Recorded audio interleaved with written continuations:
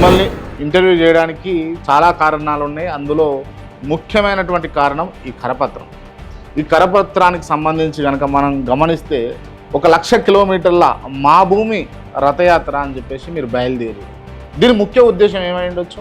ఈ రథయాత్ర ద్వారా తెలంగాణ గడ్డ మీద ఉన్న 3.5 కోట్ల మంది బీసీ/ఎస్సీ/ ఎస్టీలని రాజ్య సింహాసనం మీద కూర్చోబెట్టాలి, ఒక మాదిగని ముఖ్యమంత్రి పీఠం మీద కూర్చోబెట్టాలి.